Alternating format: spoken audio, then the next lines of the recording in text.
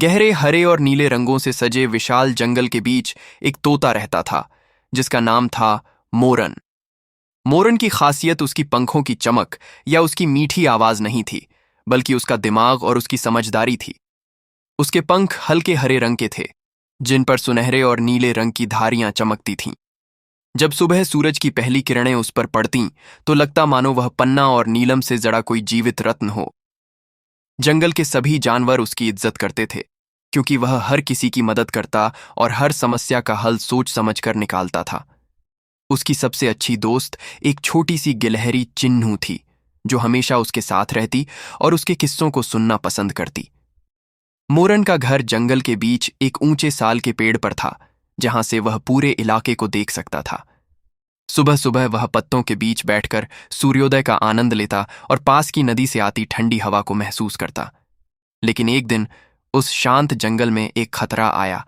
एक शिकारी जो शहर से आया था।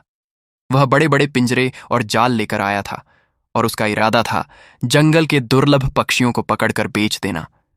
मोरन ने दूर से उसे देखा और समझ गया कि अगर उसने तुरंत कुछ नहीं किया तो कई निर्दोष पक्षी फंस जाएंगे।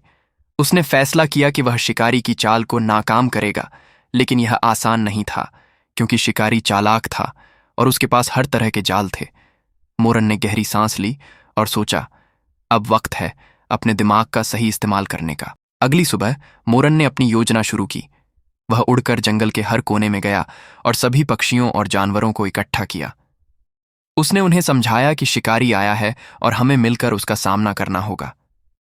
छोटे से चिड़िया से लेकर बड़े मोर तक सबने मोरन की बात मानी, क्योंकि वे जानते थे कि उसका दिमाग तेज है। उसने हर किसी को अलग अलग जिम्मेदारी दी। गिलहरी चिन्नू और उसकी टोली को कहा कि वे पेड़ों से सूखे पत्ते गिराएं ताकि शिकारी के रास्ते में आवाज हो और वह चौंक जाए। बंदरों को कहा कि वे पत्थर और फल तैयार रखें ताकि जरूरत पड़ने पर फेंक सकें। मोरन खुद शिकारी का ध्यान भटकाने के लिए आगे बढ़ा। जब शिकारी ने पहला जाल लगाया तो मोरन उड़कर उसके सामने आ गया और अपने चमकते पंख फैलाकर इधर उधर उड़ने लगा, मानो वह किसी बड़े और दुर्लभ पक्षी को पकड़ने का मौका पा रहा हो। शिकारी का ध्यान बंट गया और उसने अपना जाल उसी दिशा में फेंका जहां मोरन उड़ रहा था, लेकिन मोरन आखिरी क्षण में ऊपर उड़ गया और जाल खाली गिरा। इस बीच बाकी पक्षियों और जानवरों ने शिकारी के बाकी जाल नष्ट कर दिए। गिलहरियों ने जाल के रस्से काट दिए, बंदरों ने पिंजरे गिरा दिए और तोतों ने जोर जोर से शोर मचाकर पूरे जंगल को सतर्क कर दिया। शिकारी हैरान और परेशान हो गया, क्योंकि उसकी हर कोशिश नाकाम हो रही थी। शिकारी ने आखिरी दांव खेलने की कोशिश की। उसने नदी किनारे एक खूबसूरत सा नकली फल रखा जिसमें जाल लगा था, लेकिन मोरन ने यह भी देख लिया।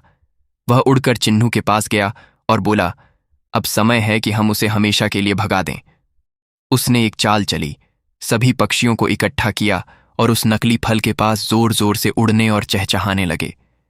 शिकारी खुश होकर धीरे धीरे वहां आया, लेकिन जैसे ही वह करीब पहुंचा, बंदरों ने ऊपर से बड़े पत्ते और सूखी डालियां गिरा दीं, जिससे वह फिसलकर नदी में गिर गया।